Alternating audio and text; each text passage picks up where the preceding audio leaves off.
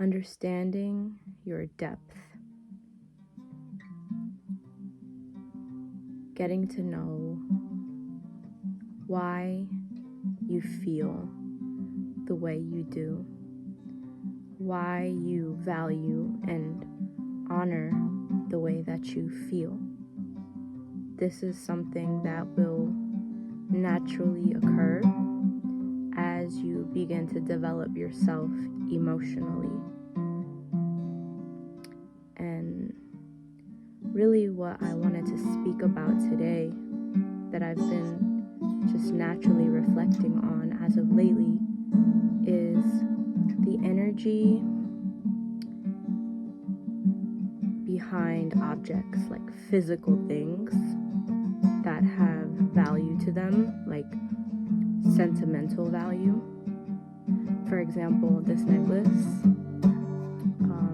my mother gave me this necklace, and it used to be on a different chain, and I had gone through this whole thing where I had to find a new chain for it, and for the longest time I didn't have the right chain. I was looking for chains that I wanted to put it on, but I wanted to put it on this specific chain. Like, I didn't want any other thing except this one, because this one had a different charm on it, but my father gave me this. And so I thought I really wanted to find a way to get this charm onto this chain. And it wouldn't fit. For the longest time, I just thought, it doesn't fit, it's never gonna work. So I kind of managed. I was just like, whatever, I don't really care. And so, yeah, sentimental value, things that matter to you, not because of what it is, the object itself, but because of the energy that you associate to the object and how these things may affect our mental health when we hold on to them for too long. And I'm sort of not very attached to things. I made a conscious choice in my life to get rid of most of the things that I owned. And there's a whole story behind that, but I learned to let go on really deep levels to material things. And oftentimes, these things did have sentimental value. So when it comes to objects that are associated to people, to places, to memories that were once important to me, or once had value, held value, a significant amount of value in my life, I'm not one to hold on to these things. Partially because of this practice of learning to detach from objects, and also because of the wisdom that I gained from going through that process. And that is that these objects that we associate these really deep attachments to, these feeling states to, actually can have power over us on a subconscious level, on a conscious level, on these really subtler levels, energetic levels, without even realizing. So when I have an object that I know is associated to a period of my life that I must let go of, I am very quick to set it aflame, to throw it off the side of a cliff. I am very quick to just rid myself of objects that no longer resonate with who I am becoming, and where I'm headed, right?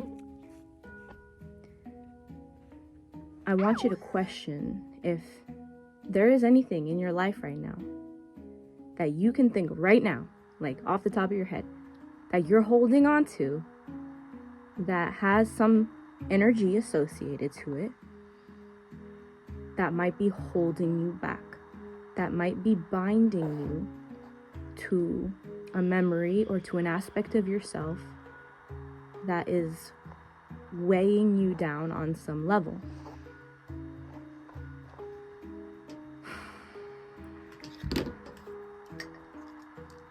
I'm going to show you guys something.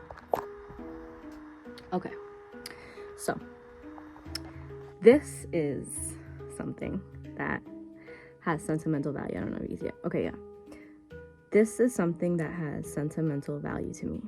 Like, it just matters to me so much. And it has this cute little poem on the back. It's probably one of the best gifts I've ever received in my life from one of my favorite people on this earth. And I always take it with me everywhere. If I'm painting at an event, or whenever I do like a live event, or I'm working at a live event, I bring this with me because I have a setup and I make things beautiful, and I always have this on the table. And sometimes things fall off the table, sometimes things get lost, sometimes, most of the time, there's children running around touching things. And there has been a handful of times where this in particular has gone missing. And in that realization, I was filled with this emotion of like doom, like, oh my God, I can't believe that's not okay. I can't believe this. Like, I just felt torn about this. And when you really look at it, it's just a little piece of wood. It just has this little painting on it, right? But it has this energy behind it. It has immense energy behind it, in my heart, from my heart, right? These are one of the objects that I will not get rid of, that I will hold on to, because this is something that does not weigh me down. This is something that lifts me up. This is an energy associated to an object that keeps me, that holds me, that makes me feel like, I'm not even going to get into the way it supports me in a sense. But what I will say is that just like there can be this really positive, loving, and supportive energy to it, there can be also a very negative energy to an object that you're holding on to. And it is up to us to truly discern and to truly be honest with ourselves about the things that we hold on to and the reasons why we hold on to them. And if you think about it like this, it is safe to say that all of us would like to move in a direction that is helpful, that is positively charged, that does not make life harder, that does not weigh us down, that does not prevent us from growth, right? So it is a great reason to really start to reflect on what is worthy of letting go of, and to realize that in letting that go, you have nothing to lose and you have everything to gain.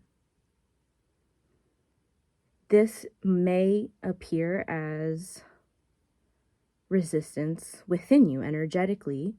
There could be a very deep attachment. There could be a sense of fear, right? In this case, the example would be the fear that arises when I lose the thing that is supportive of me, that holds me and helps me. But there is also a fear that may arise that is just as uncomfortable or even more uncomfortable to lose the thing that does not energetically support us, that does not make us feel good. And there is power in that. Power, and there is love in that. Because you are assessing yourself, you are assessing your needs, you are considering yourself, you are considering your needs as to move in a direction, to move in that trajectory that is going to help you grow, that is going to help you heal, that is going to move you towards joy fulfillment and away from this depressive and downward spiral. So again, power. This is you being wise and being loving in this honesty, in this discernment, in this reflective period of time, wherein which you can truly decide whether or not an object is worth space, clearing out space. This is something that I am extremely skilled at. I clear spaces. I never read a book on feng shui or anything like that, but I have found myself over an extended period of time clearing space, clearing energetic debris so that things can circulate, so that energy can circulate, so that the energy can move. This is a need. And for me, it's a non-negotiable. I cannot exist in a space that is unclean, that holds energetic debris, that holds a vibration that is stemming from memories that will not be moving forward with us or with ourselves in life. That means that when you go into this, it is understanding that that discomfort, that fear, that may or may not arise when you address the negative attachment to the object, although it's not easy, although it might feel incorrect, it might feel wrong, although your mind might create all sorts of narratives as to why you should not get rid of that, you can do so, you can reflect with the understanding that these things hold that level of weight and that impact. And often this is something that we don't even realize, we don't even notice. It's not about the object, it's about the energy that you're associating to it. It is about the feeling associated to the memory and to the object.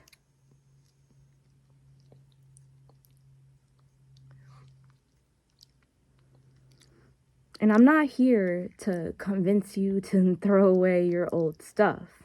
I'm just making you aware that this is something that you could do to lighten the load, to allow you to move more fluidly and to come into that realization, to integrate that so that as you move forward, you can just start naturally letting go of things. When you let go of things, there very well may be other people who will value that which you have more than you will actually value it. Because you can think that something has value, but realistically, it doesn't have much value to you in your life now, based upon what you say you are wanting.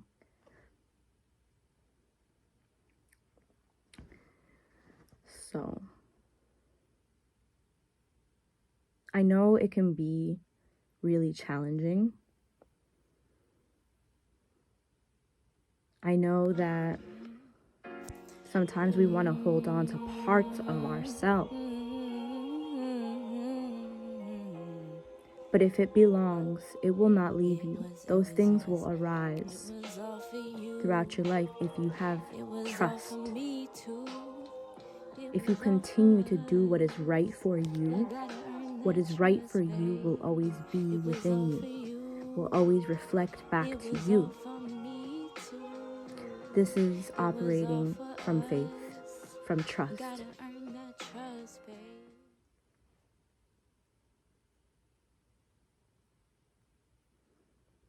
Another aspect is like old clothes, right? You have an old shirt, you have an old pair of pants, old shoes, and you don't want to let them go. Oh man, that was from when I was in middle school, or that was from when I was in high school, or whatever. But you have this grand vision for yourself. Maybe in some cases, like, you can hold on to that t-shirt forever and ever, whatever. But just understand that a lot of these things will not be coming with you where you are going. And there's nothing wrong with that. This is an aspect of what we will have to accept as we move forward, whether we are forwarding into our dreams or we are moving forward towards a healthier state of mind. And it doesn't matter where you are on the spectrum. You're always going to have that maintenance when it comes to a healthy mindset, being in a healthy relationship. So I trust that was helpful. Go ahead and comment below something that you feel that you must let go of. And I look forward to sharing another video with you guys. So, peace. Okay, I'm going to read you this poem too. Angel of Sacred Friendship. You have given me a friend who knows me as you do, and I know her, and I know him the same. Here is communion in the garden of the soul, and strength angelic on our way. By this love, one for the other, a sun rises in my heart, and in that light I see my goodness as I see my friends. We travel not alone this winding journey home. And that's a prayer by G. Herbertson.